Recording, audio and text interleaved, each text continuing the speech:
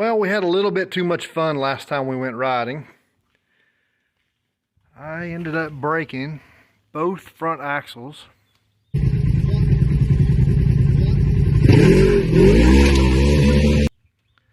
I broke tie rod on this side, and luckily there was a general store at the trails we were riding at that had a tie rod in stock, and I was able to pick it up for a reasonable price and put it on the trail to get myself out of the woods. And that all happened before 9:30 in the morning. So since it was only 9:30 in the morning, I decided that we were going to ride the rest of the day, but I was going to do it in two-wheel drive.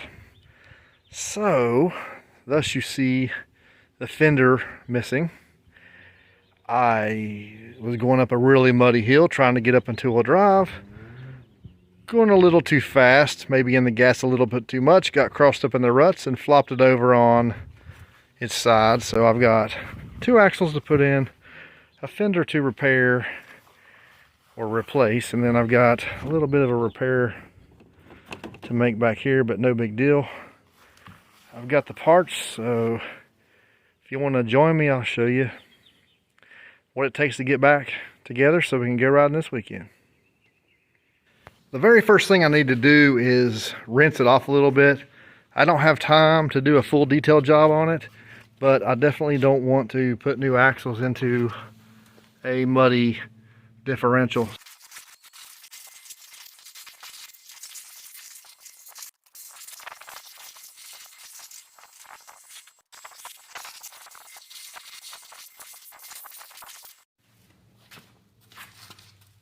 Alright, it has been barely rinsed off.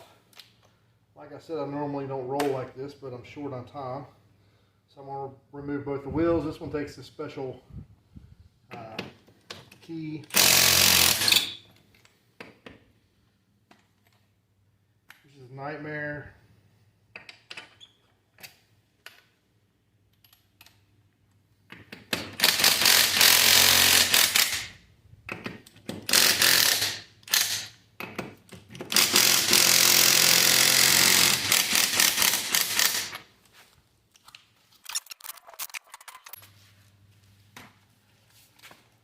Alright, now I need to take out the cotter pin and the axle nut, which I think that axle nut has to be torqued to 50 or 60 foot-pounds of torque. I'll have to look that up again. But when you don't torque this axle nut, it lets the bearing have slop. So it has to have that torque on there to not just eat bearings. So I'll get that stuff together now. Alright, I'm going to remove the brake caliper.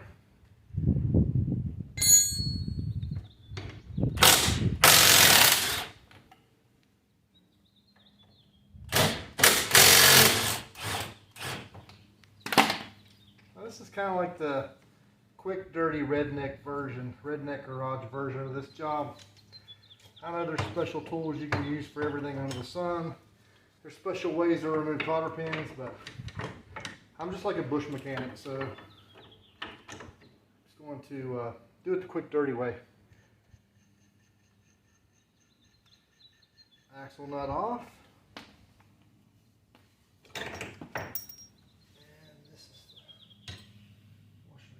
On there. Thing's greased up really good. I keep it greased. Oh, there's the other half of the broken axle that was remaining from my Carnage. I can probably take those two axles that are broken and make one good axle out of them actually.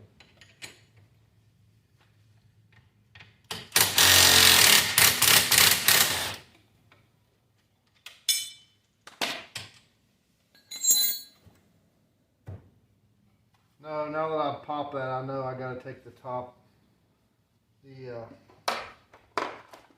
got to take the shock loose. I definitely remember that now.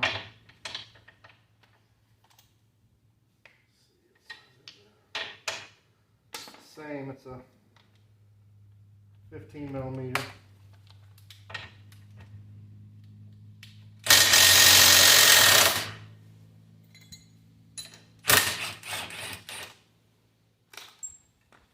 gotta be careful with the shock because there's a couple O-rings in here.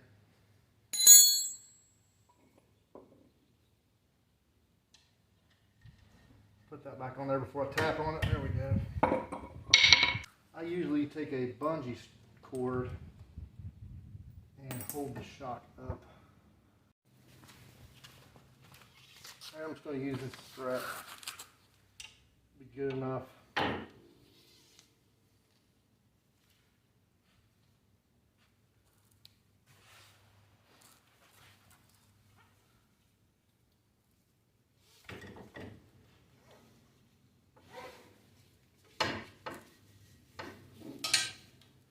Gets it up out of my way.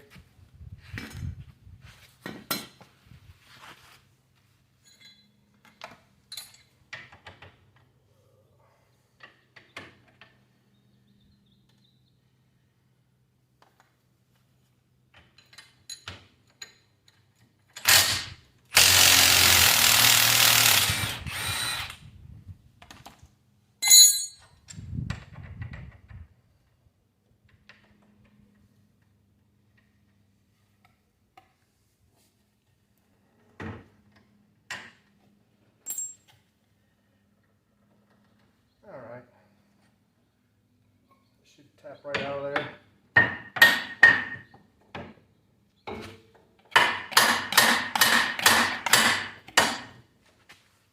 If you keep your stuff greased, it comes apart pretty easy.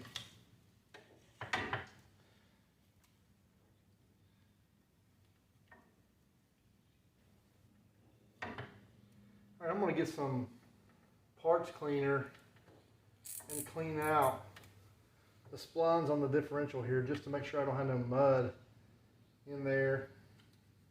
Just clean that up really good, and I'll probably put some anti-seize in there because I was able to break that axle.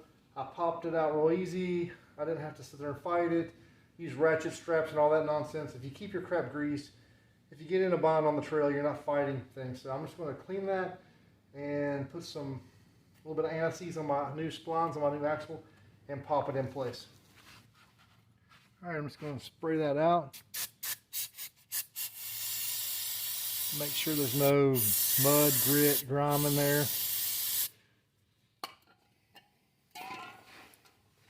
Because if these splines wear out in here, you can reach down and grab your front axles and they'll be sloppy there. They'll still be engaged, but they'll be sloppy. So we'll see how mine are when I put the new axle in. But my splines feel really good. I don't really feel any dirt in there. My seals are good. I rebuilt this differential not too long ago. I had the back bearing went bad and it was really noisy, so I changed that, and the carrier bearing, I upgraded those. The reason I'm just going back with stock axles is because I would rather have, axles are cheap and easy to replace. This is expensive and hard to do. I've done it multiple times because I used to have a 4-seater, so I was rebuilding the front differential. I don't know, at least 2 or 3 times, because it came with a bad differential the day I got it home. It was noisy. It was back in 2015. They had problems from the factory, so I've done quite a few of them, but it's not a job I like to do. So I would rather just break an axle than to blow up a differential. So I think I upgraded the cage in this one when I rebuilt it, but that's really about all I do. I use the Sandcraft rebuild kit, the seals and the Sandcraft bearings, and I've had good luck with them, so everything feels good. I've had this anti-seize probably since I was born. It lasts forever. I'm just going to put a dab of that on there. I know somebody's probably cringing, but I don't really care. Oh, that'll grab dirt and all kinds of bull crap, but it's just what I do. This is Redneck Garage here, so. Alright, so that little spring is basically what holds the axle in there. Let's see how it pops in.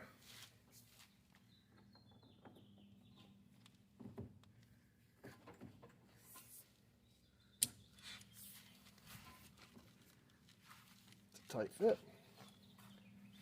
I have to tap the end of it lightly. There it goes. Alright, it is locked in now, and There's a little bit of play in there, but not a lot. That's pretty normal. I mean, even on a brand new razor, you reach down and once it's engaged, you're going to have a little bit of slop there. So that is definitely in and engaged. Alright, I'm going to grease this front bearing before I slide the axle through. I've got 3 greasers. This is the one that I use. Just dropped them in the dirt here. You can use this one when the axle's still in place. It goes over the spline and it has a channel and it'll grease the bearing without having to remove everything. This is the older one I had that you put through like that. You put this on the back, but you have to pull the axles to use this one. I've got 3 different ones. I can't remember if they were for different size bearings. Yeah, those are 2 different size ones. So it's made by like TGH. I can't remember. It's called the bearing greaser by TGH, but I can't remember exactly what those guys' name were that I bought them from. But these are the ones that I have. These you can still do with the axle in place. And since I have the axle out, I'll go ahead and use this one. If it makes any difference. We ride a lot of creeks, and now my grease gun is out of grease. So let me get some grease. Alright, I'm completely out of grease. I dug through a box of stuff I had inherited. I cleaned out of my grandfather's garage when he passed away, and I found this, I think that's Walmart brand, Marine for sporting goods, trailer wheel bearing grease. Corrosion control. So it's what I've got. It's what I'm going to use. I don't know anything about it, but I'll probably end up changing these bearings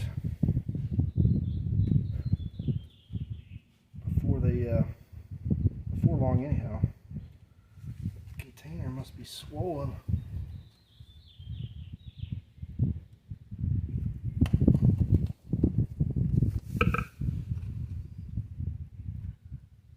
Probably, yeah, okay, geez.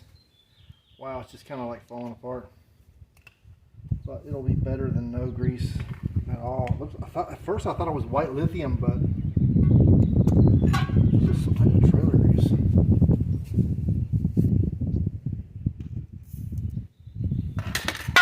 Alright, well, guess what? That's good enough for now. Whenever I clean it up after this rod and do a good detail on it, I'll recheck things and put some fresh Lucas grease in there.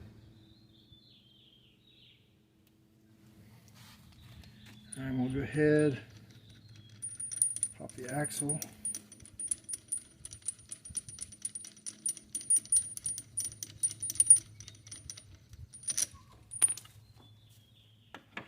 Bearing. There we go. Now I'm going to cut my zip tie.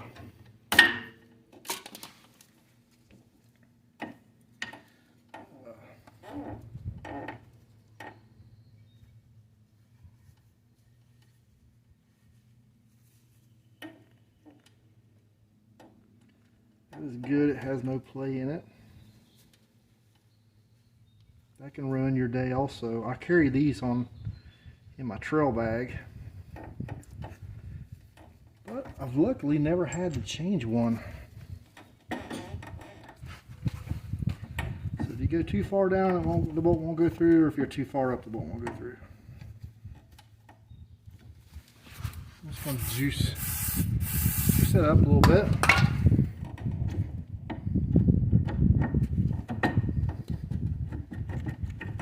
Go. The bolt went through. Slide my bottom bolt back through.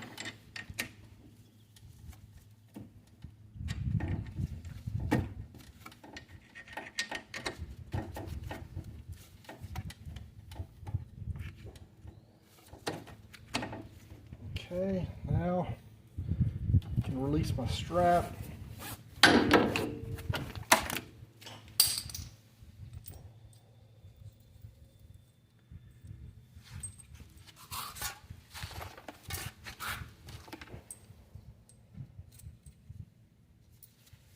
my shock back in play.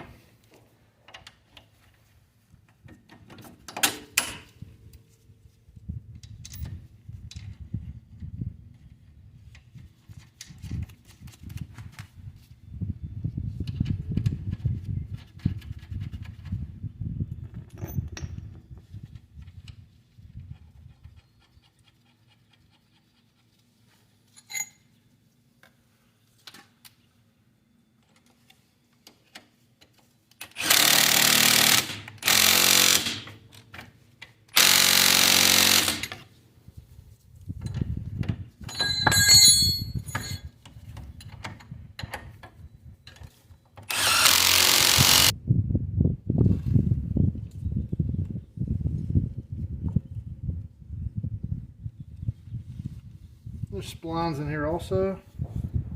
They're clean. I'm going to put a dab of axle grease on there. I got this axle grease back when my grandfather taught me how to pack bearings when I was in my teens. It's lasted me forever. I'm almost to the bottom. Just grease those splines a little bit. Make sure there's no dirt.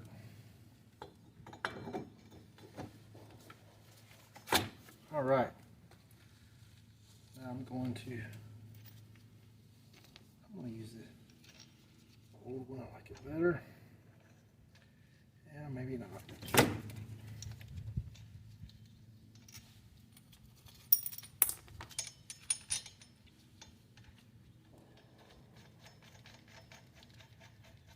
All right, I'm going to have to find a socket that fits this axle nut so I can torque it with my torque wrench. Let me find that and I'll be right back.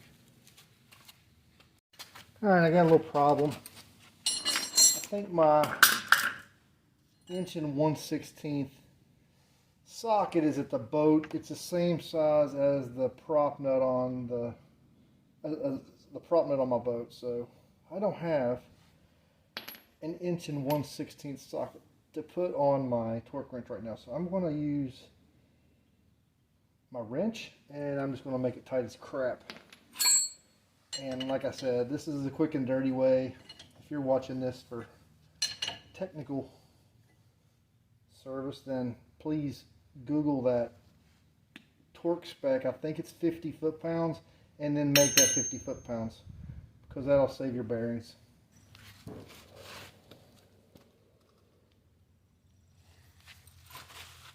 Alright, so here we go. I don't know if you guys watch Vice Script Garage, but that guy's hilarious, and he just does such a great job. And sometimes I think I just overthink things, overdo things, and I just want to be a little bit sloppier with what I do, because I spend so much time in the details that I don't get nothing done sometimes. Alright, that feels really tight. Another thing you got to do is line up where your cotter pin goes back in. Yeah, that's definitely 50 foot-pounds. I'll put the cotter pin on there, but that tight, that's tight. I put my brake rotor back on, brake caliper back on. Alright, brake caliper's back on. Axle nut is torqued to a good solid redneck 50 foot-pounds of torque. I got to slap a cotter pin through, and oh look, I got this shock bolt I need to deal with.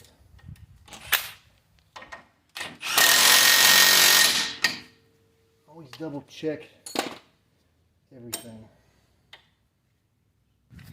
Okay, I just dropped a cotter pin through.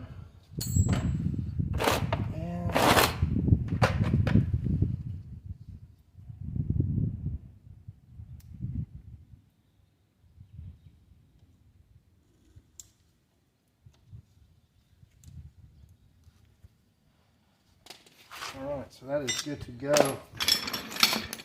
I'll put this wheel back on and try to readjust my jack so I can drop the fluid while I'm working on the axle on the other side, because it's much easier to pour the fluid back in with no tire on there, and it's really easy with no axle on there. So I'll readjust my jack and I'll see you on the other side.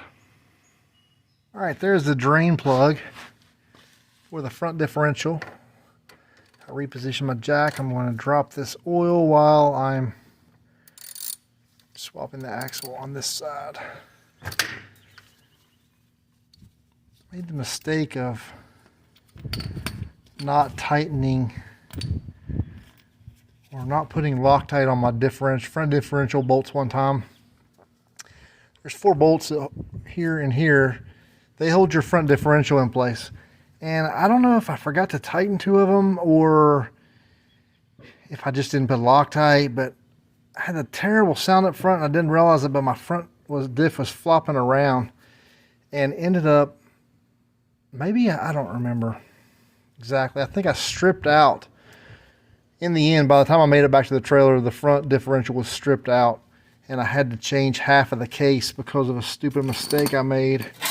I really don't know what my mistake was, but I'm pretty sure I either over tightened them or I forgot to tighten them back.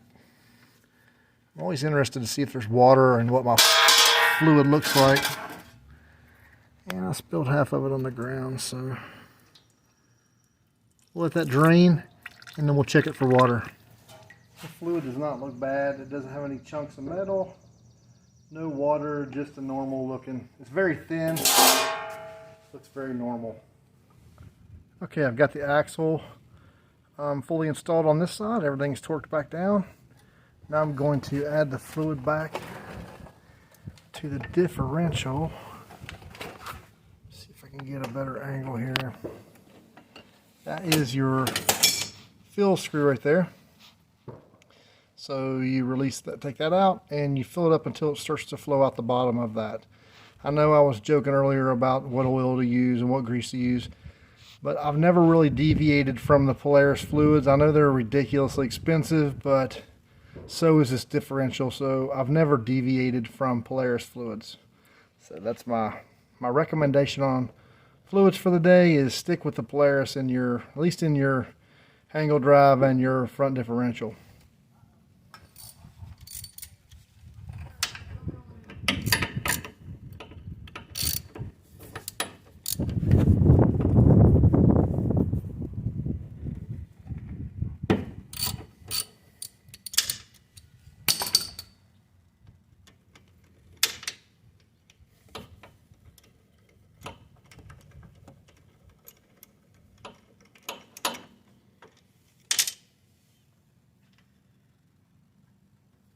There is an O-ring on that. And also on the bottom drain plug there's a magnet, and there'll usually be some black goo on there, but if you have any chunks of metal you need to stop what you're doing and have your diff rebuilt if you got any chunks. But if you just got black goo, from my experience, you're perfectly fine. Alright, let's try that position.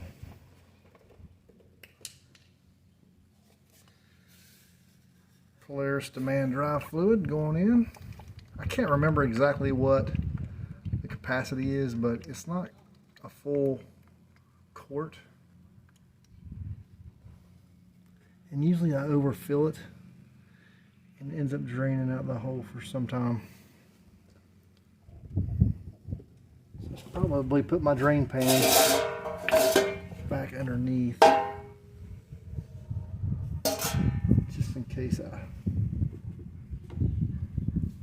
history repeats itself. I don't like having oil stains on my driveway. Usually I'm doing this in the garage, but the razor is so filthy. Oh yeah, it's definitely falling out the bottom. But a little bit too much, so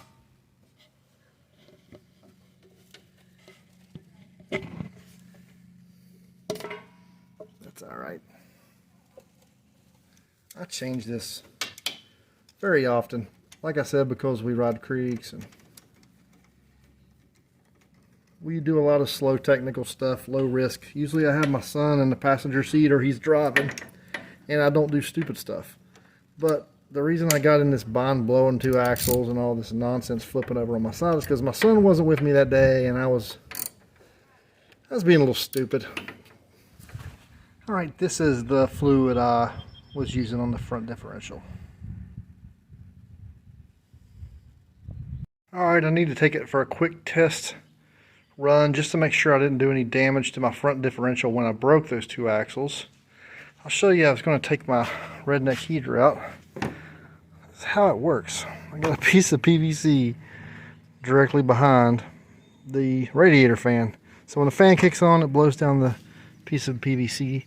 I drilled a hole through the, let's say, firewall, if you want to call it that. And on the inside, there's a T. And I put one outlet on one side and one on the other. And believe it or not, you actually get a decent amount of heat out of it. You can remove it in 30 seconds. That's what it looks like removed. But this is a shoestring budget. So that's what a shoestring budget heater looks like, in case you were wondering.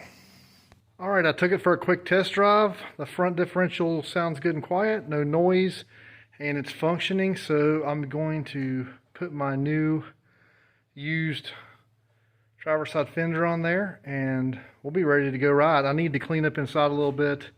The windshield's filthy. My dash is covered in mud from the place we've been riding the last few times. Is ridiculously muddy, and I'm not really a big fan of mud, but that's what we've got, so that's what we're going to do. Truth be told, if I didn't have this on there when I flopped on the side, I probably wouldn't have broken anything. These things are so nice for keeping the mud off of you, but when you hit a tree or something like that, they just do not flex. I used to have flexible flaps on there, but I switched to these, and it's cost me some fenders for sure, because we're riding a lot of tight technical stuff, rubbing up against rocks sometimes. So there's advantages and disadvantages, but I'm not a huge fan of getting muddy, like I said, so I'm going to put the fender flare back on there. Alright, so maybe you can see I reinstalled the clip on the edge of the plastic, and the plastic is slightly torn on the edge. So I'm going to put a washer in there to give me more material to sandwich against, and then I'm going to run the bolt through all of that and pull it together.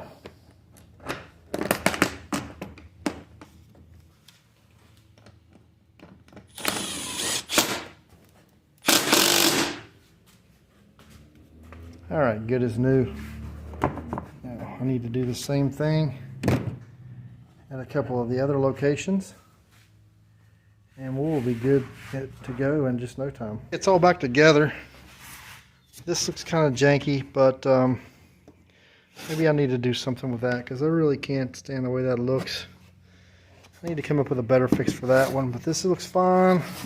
This looks fine. I've got to pick up a longer screw for that to brace it behind, but it is totally ready. It's not floppy at all. So, all right, I'm going to clean up the dash. I mean, get the chunks of mud off to where I'm not starting the day in mud.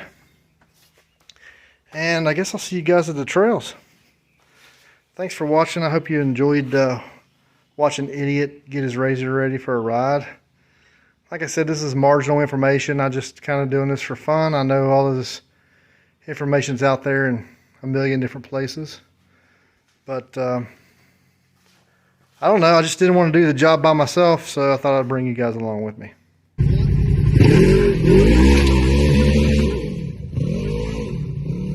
Hey, I thought he was